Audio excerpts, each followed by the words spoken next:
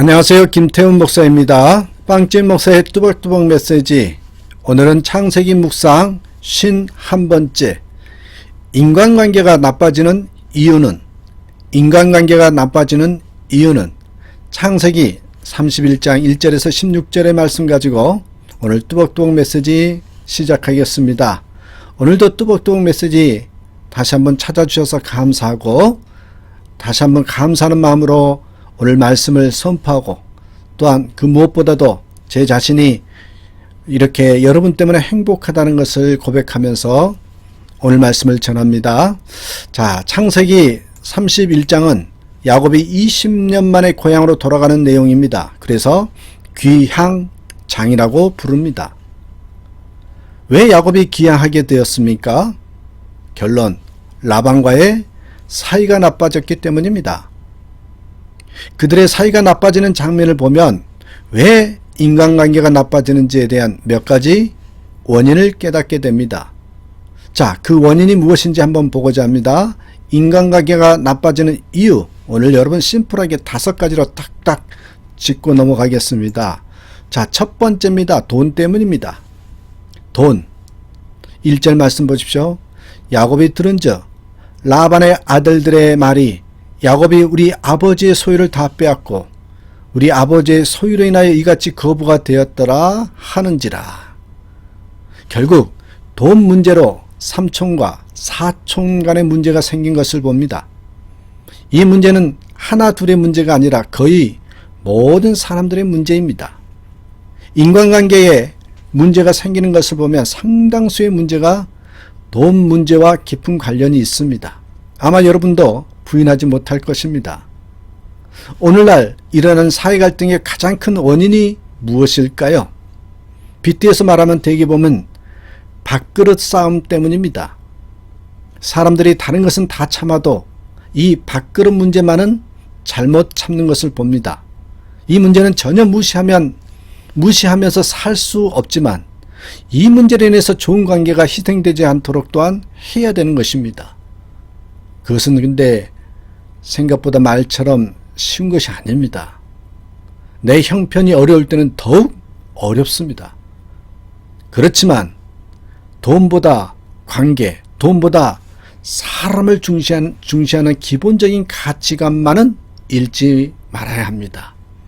이 가치관, 다시 한번 내가 진정으로 소유하고 있는지 한번 점검해 보시기 바랍니다. 두 번째입니다. 인간관계가 나빠지는 이유는 시기심 때문입니다. 야곱과 라반 사이의 직접적인 갈등의 원인은 물질 문제였습니다. 그러나 그 밑바닥, 보다 근원적인 원인을 찾아가 보면 야곱의 재산이 늘어나면서 생긴 라반 부자의 시기심 때문이었습니다. 시기심. 내가 20평집에 살아도 비교의 대상이 15평집에 살면 마음이 편하고 그를 도와주고 싶은 생각까지 듭니다. 반면에 여러분, 내가 30평집에 살아도 비교의 대상이 40평집에 살면 마음이 불편하고 흠집을 찾으려고 하지요. 그러다가 관계가 깨져버립니다. 어떻게 해야 할까요? 비교의 관계에 대해 있는 그 비교 관계에 있는 대상을 비교 대상으로 삼지 말고 나보다 나으면은 내가 뒤따르는 대상으로, 나보다 못하면 긍휼을 베푸는 대상으로 한번 삼아 보시자는 겁니다. 결국 시기심을 극복하는 것은 자기를 극복하는 것과 관련이 있습니다. 우리는 남을 딛고 이기고 극복하기 전에 항상 자기를 먼저 극복할 수 있어야 됩니다. 그래서 저는 늘 강조합니다. 신앙에 있어서의 싸움의 대상은 자기 자신이라는 것을 잊어버리면 안 된다는 것이죠. 세 번째, 인간관계가 나빠지는 것은요, 불편한 안색 때문입니다. 2절 말씀 보십시오. 야곱이 라반의 안색을 본즉 자기에게 대하여 전과 같지 아니하니라. 이 말씀을 보면 라반의 불편한 안색 때문에 야곱과 라반의 관계가 이상해진 것을 볼 수 있습니다. 그처럼 사람의 안색이 변하는 문제는 아무 문제가 아닌 것 같지만 많은 인간관계가 이것 때문에 어려움에 처합니다. 그래서 이렇게 말씀드리고 싶습니다. 내 안색은 내 안색이 아닙니다. 내가 내 안색을 볼 수 없기 때문에 나는 내 안색에 영향을 받지 않습니다. 그리고 나는 나의 안색이 왜 그런지 충분히 알기 때문에 거울을 보고 내 안색을 봐도 내 안색에 영향을 받지 않습니다. 그런데 아십니까?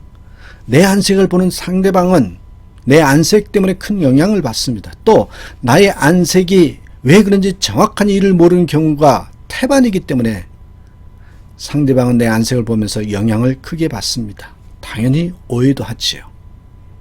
그런 의미에서 여러분, 내 안색은 볼 수 없는 내 것이 아니라 내 안색을 보는 상대방 것이라는 걸 한번 기억해 주십시오.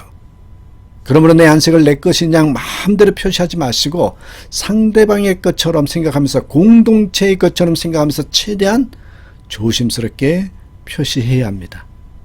가끔 부부관계 세미나 책자를 보면 남편과 아내는 가정행복의 바로미터, 가정행복의 바로미터라는 표현이 나옵니다. 그러나 우리는 내가 가정이나 교회에서 행복의 바로미터가 되지 말아야 합니다. 내가 행복의 기준이 되어서는 안 됩니다. 내가 행복의 기준이 들면 가정이 행복해지고, 여러분, 내가 불행한 기분이 들면 가정이 불행해지도록 하지 말아야 됩니다. 여러분, 내 가정이 내 감정에 따라 움직여서는 안 된다는 것이에요. 나의 행복과 불행에 따라 가정의 행복과 불행이 달라지면 나머지 가족의 구성원들을 불안하게 하고요, 피곤하게 하는 것이거든요. 내가 불행한 기분이 들어도 가족의 행복을 위해서 안색을 펴고 아무것도 아닌 것처럼 태어난 모습도 취할 줄 알아야 됩니다. 우리는 내가 가정 행복의 바로미터가 되지 말고 가정 행복의 공헌자, 가정 행복의 격려자가 되어야 한다는 거 잊지 마시길 바랍니다. 네 번째는 여러분, 권태감 때문입니다. 권태감. 야곱이 라반을 처음 만났을 때 어떤 장면이 연출되었습니까? 창세기 29장 13절에 보면 라반은 야곱을 반갑게 맞이했습니다. 그러다가 창세기 29장 15절 말씀에 보면 한 달쯤 지나니까 일관계가 되면서 보수를 논하게 되죠. 결국 라헬을 아내로 맞는 조건으로 7년 봉사하게 됩니다. 7년 후에 그 관계가 어떻게 됐습니까? 라반이 야곱의 아내로 약속했던 라헬 대신 레아를 줌으로 진실하지 못한 관계가 됩니다. 결국 그 일로 다시 7년을 봉사하고 14년이 지난 후에는 야곱이 계략을 써서 자기 양떼의 수를 늘리죠. 그처럼 서로 속고 속이다가 20년쯤 후에는 서로 상처를 앓고 결별하게 됩니다. 이런 모습이 인간관계에서도 흔히 생깁니다. 아무리 사이가 좋아도 같이 살다 보면 옛날 같지 않습니다. 시간이 지나면서 서로 좋았던 감정이 많이 퇴색하게 됩니다. 그처럼 아무리 좋은 인간관계라도 시간이 지나면 반드시 뭐가 온다? 권태기가 찾아온다. 이걸 아셔야 합니다. 어떤 관계든지 권태기는 온다는 것입니다. 그때 권태감을 느끼지 않고 사는 것이 중요합니다. 그때 다시 한번 인정할 것을 인정하면서 새롭게 출발하는 것이 중요합니다. 자, 그렇다면 여러분, 권태기에 권태감을 느끼지 않으려면 어떤 지혜가 필요할까요? 두 가지를 강조하고 싶습니다. 첫째, 과거보다 좋은 감정이 묻어진 현재의 삶을 인간의 현실로 인정하고 현재의 상황에 맞춰 감정보다는 의지를 앞세워 지혜롭게 살려고 하는 자세가 필요합니다. 저는 결혼한 젊은 부부들에게 꼭 이야기합니다. 이제 처음에는 사랑이 감정으로 시작하지만 나중에는 그 사랑을 유지하기 위해서는 3년 정도 지나면 바로 감정보다는 의지를 앞세워야 된다. 저는 이렇게 말씀을 드립니다. 자, 권태감을 느끼지 않으려면 둘째, 여러분, 인간의 죄성을 가진 존재라는 사실을 알고 서로의 죄와 허물을 덮어주고 서로를 이해하려고 해야 합니다. 시간이 지날수록 서로를 너무 잘한다고 외면하지 말고 서로의 가치관과 세계를 더욱 깊이 이해하려고 할 때 권태기를 넘어 완숙기에 들어가게 될 것입니다. 여러분, 이렇게 한번 살아보겠다, 그 뜻을 세우면 관심을 갖기에 여러분 변화됩니다. 그래서 관심을 갖게 되면 알게 되고요. 알게 되면 행동으로 옮기게 되어 있거든요. 그러기에 다시 한번 요 대비를 잘하는 저와 여러분 되셨으면 좋겠어요. 한 가지만 더 봅니다. 마지막 5번째, 대화 부족 때문입니다. 대화 부족. 라반과 야곱의 관계가 어색해지면서 그들은 대화로 그들의 어색함을 풀어야 했습니다. 그러므로 그들은 서로 눈치만 보고 풀지 않았죠. 본문 1절 말씀 보면 라반은 자기 아들들과만 대화를 했고요. 본문 4절 말씀을 보면 야곱은 자기 아내들과만 대화했습니다. 끼리끼리만 얘기하며 섭섭한 말만 오고 가고요. 잘못된 상황은 나아지지 않습니다. 그런 경우가 얼마나 많습니까? 부부가 서로 대화하지 않고 남과만 대화하면 부부 사이가 더 갈라지게 되죠. 제일 중요한 것은 당사자 간의 대화입니다.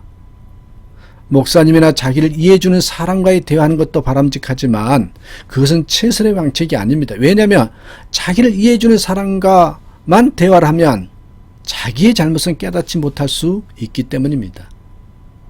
오늘 보면 4절에서 야곱이 자기 아내 레아와 라헬을 불러다가 본문 5절부터 13절까지 쭉 자기의 입장을 설명하는 장면을 보십시오. 6절 7절 보실까요? 그대들도 알거니와 내가 힘을 다하여 그대들의 아버지를 섬겼거늘 그대들의 아버지가 나를 속여 품삯을 10번이나 변역하였느니라. 야곱은 자기의 잘못이나 장견을 인정하지 않고 잘한 것들만 얘기하지요. 그러면 인간관계의 얽힌 매듭이 풀릴 수 없어요. 사람들은 대개 자기의 잘못은 축소시켜 말하고 다른 사람의 잘못은 확대시켜 말하는 경향이 있거든요. 그러므로 제3자가 개입하면 문제에 대한 진지한 접근이 어려워질 수도 있고요. 때로는 오해가 커지는 경우도 많습니다.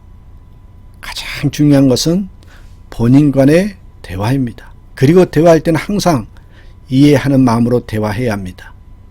오늘 본문을 통해서 인간관계에 어려움이 생기는 5가지 이유를 보면서 해결책도 부분적으로 말씀드렸습니다. 그 해결책들을 한마디로 요약해보면요. 내 중심적인 생각을 버리는 것, 내 중심적인 생각을 버리는 것으로 요약할 수 있습니다. 우리가 자기 중심적인 생각을 버리면 대화도 잘 되고 인간관계도 견고하게 될 것입니다. 좋은 인간관계를 통해서 하나님께 영광 돌리는 저와 여러분 되시기를 주님의 이름으로 축복합니다. 감사합니다.